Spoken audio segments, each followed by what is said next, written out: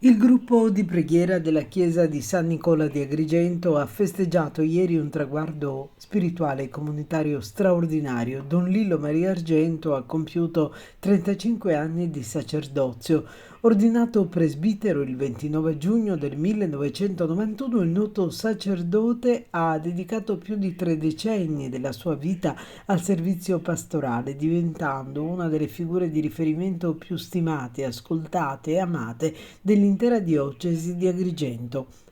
Nel corso del lungo ministero ha ricoperto ruoli di grandissima responsabilità ecclesiale, amministrativa e giudiziaria, offrendo la sua guida con profonda dedizione. A questi si affianca il prezioso servizio come vicario episcopale e guida spirituale di luoghi simbolo della fede e della cultura locale, in qualità di rettore del santuario dell'Addolorata nel centro storico e della chiesa di San Nicola nella suggestiva cornice della Valle dei Templi.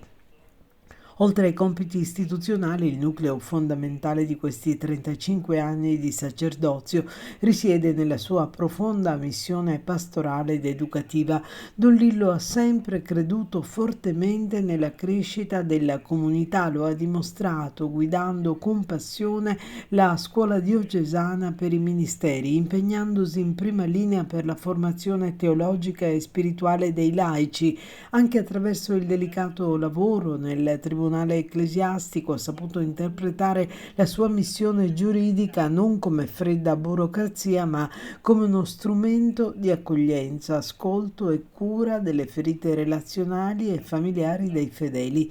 35 anni di ministero rappresentano solo una tappa di un cammino spirituale che continua a rinnovarsi giorno dopo giorno. Ieri il gruppo di preghiera della chiesa di San Nicola nella Valle dei Templi lo ha festeggiato con gratitudine e l'auspicio che il suo servizio possa proseguire ancora a lungo, continuando ad essere una guida sapiente, un faro di speranza e un instancabile testimone di fede e misericordia per la terra di Agrigento. Don Lillo Argento oggi con il gruppo di preghiera ha festeggiato 35 anni di sacerdozio e durante l'omelia ha parlato con il suo gruppo di preghiera dicendo che è qualcosa che ha sentito quando aveva già 7-8 anni, ma che poi a Lourdes ha trovato conferma. Ci racconti velocemente questo percorso di fede?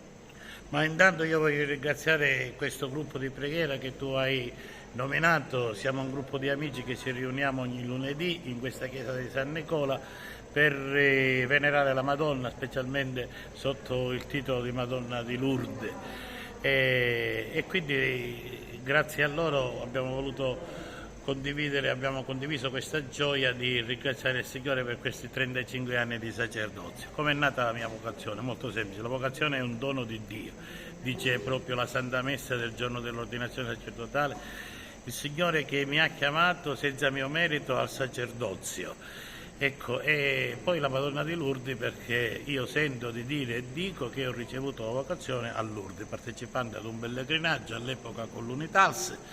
Ho sentito questa chiamata che è stata per me, come dire, così forte ma così decisa nello stesso tempo, a cui non ho potuto rinunciare, anche se avevo sentito la voce di Dio e la vocazione fin da bambino. Ma sono contento del sacerdozio che ho ricevuto di questi 105 anni.